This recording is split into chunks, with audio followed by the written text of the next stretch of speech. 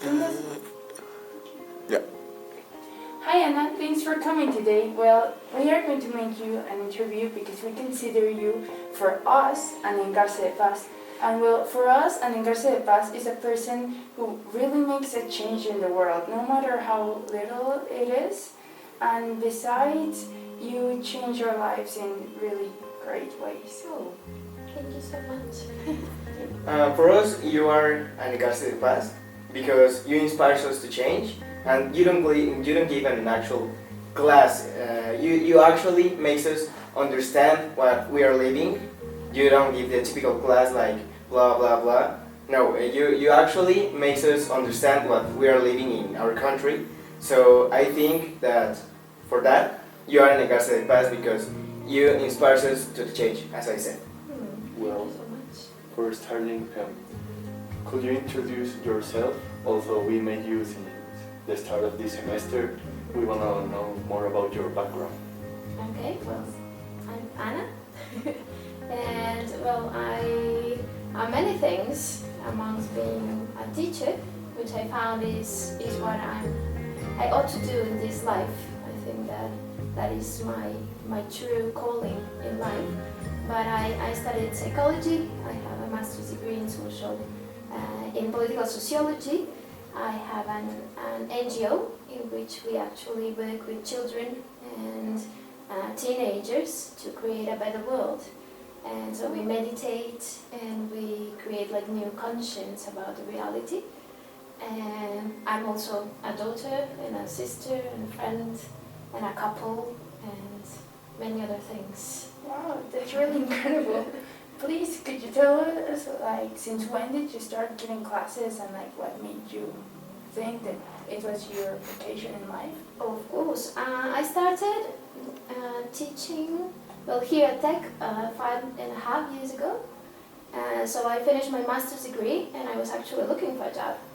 And I did not know that teaching would be my thing.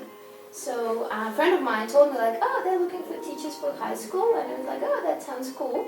So I came here, and then I started my first semester, and it was a huge bliss. I just discovered I love teenagers in particular.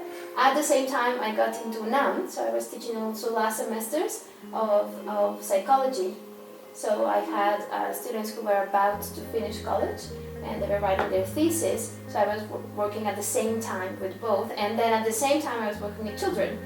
And then I finally, had to take the decision where would I want to stay, and I really got in love with teenagers. So I decided to stay here, and I discovered that through teaching, you actually can get to know the world from very different eyes and perspectives. So that's what I discovered, and I really got in love with that, also with a teenager view about life and reality and everything. And basically that's why I decided to focus everything I do towards teaching.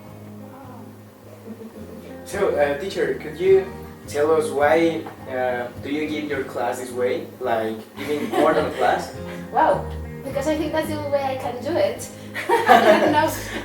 That's the way in which it just makes sense to me. So, what do you think about the actual system in our society? Oof. Like the political system? No, Or like everything socially.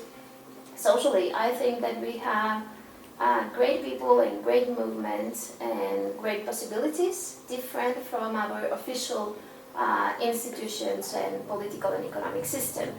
I think that the general system, that neoliberalism, is right now damaging humanity. It is dehumanizing us. So I think the most important thing is for us to be inspired by all these people who do things differently. So because they are actually creating different paths. Can I ask you, what makes you keeps you faithful in this? Like, you give your class every day to us. Sometimes we're sleeping, sometimes we are really interested in the class. But what makes you believe that we can change this world? Like, that we are the seed for the growth. I see the potential that you have, and it is wonderful when I see your eyes and like the sparks in your eyes when you realize something during class, when you have an insight. It's like, whoa, that for me is like the best thing ever. No? Or when you approach me outside the room and you share with me your experiences, so I can get a glimpse of that, what I dream to see in the world. And you are really, really magnificent. I mean, it's really, yeah, it's really energy, like, I don't know how to say, I get lots of energy. What does your family think about this way of thinking? And I'm crazy, probably. I think that they see me very happy, so they are also happy. I've always been kind of weird.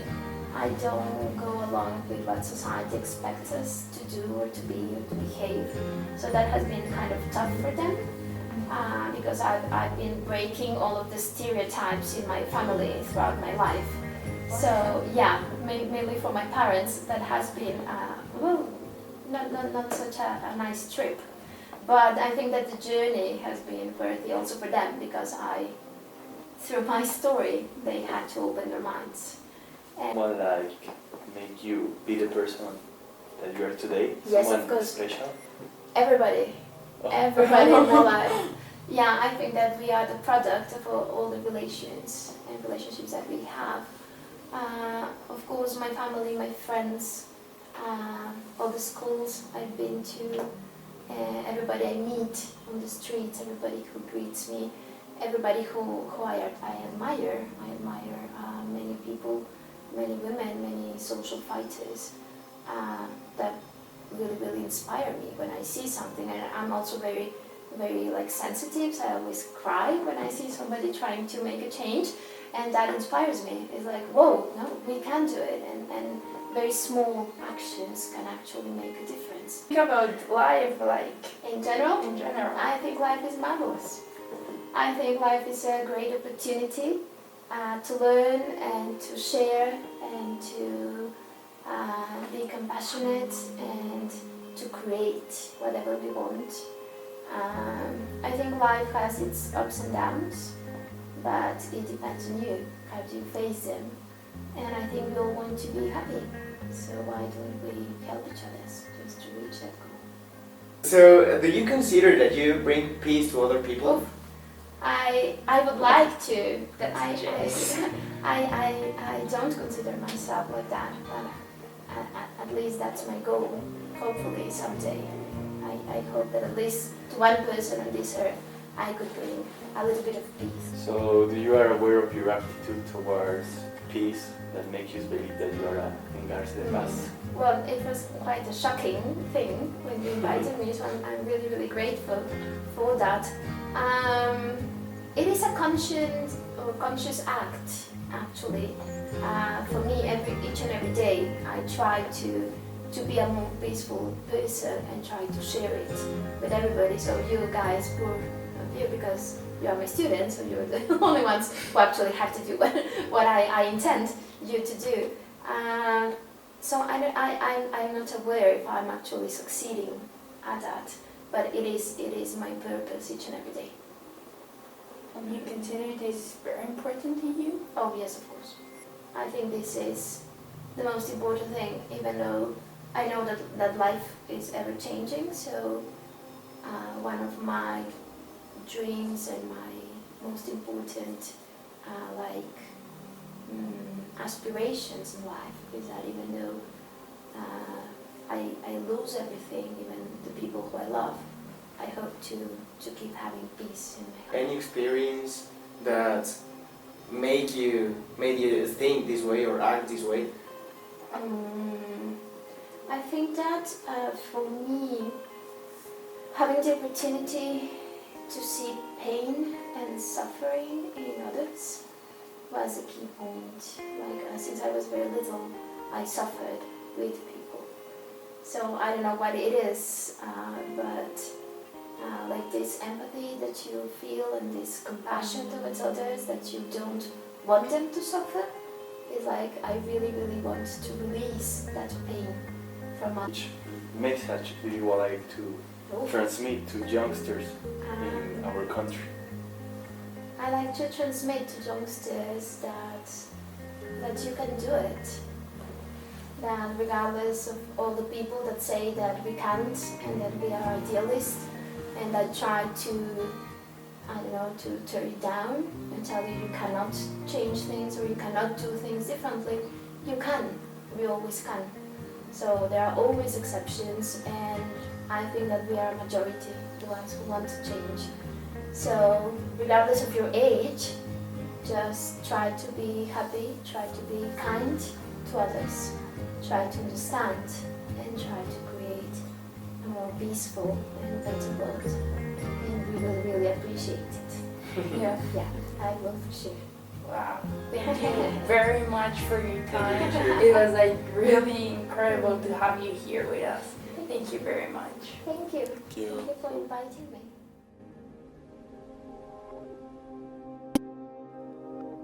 In the definition given by Sabater Fernando, that as a team we consider that is the most accurate for our 21st century, we can see how the negative piece is barely taken into account, and how this term is now equivalent to liberty and freedom of speech and expression, something that nowadays in our country is being completely ignored. However, this definition of peace is the exact representation of what our society needs, not something static that is completely unreachable, but small actions that contribute to it, respecting the rights of the citizen and permitting a peaceful way of living. We started off with the first phase, which was through the years 30s to 60s. We were mostly speak of negative peace. This term means that the absence of war. Sadly, in this period, the supposed study of peace was more like to be called the study of the war that analyzed the causes and consequences. The second phase started in 1959, with the creation of the Peace Research Institute of Oslo. At the time, they stopped focusing in the negative peace and started analyzing the concepts and the content of positive peace. In the 80s, we can find the third phase. Sadly, it was a downturn. As the world found itself immersed in the Cold War and the armed race, the studies focused more in the negative piece than the positive one, analyzing social movements and ways to stop the armed race. Last but not least was the fourth phase, that started in the 90s, where feminist and cultural groups are now taken into account in the analysis. Also, there is a high interest in the study of the construction of peace that includes our globalized and multicultural world. We, as a team, think that here in Mexico there is no peace at all. Even when we have changed as a society, we still can say that peace is present in the streets, school, or even our homes. Peace, in its definition, refers itself as a way of living, in which people can coexist and develop in a space free of violence.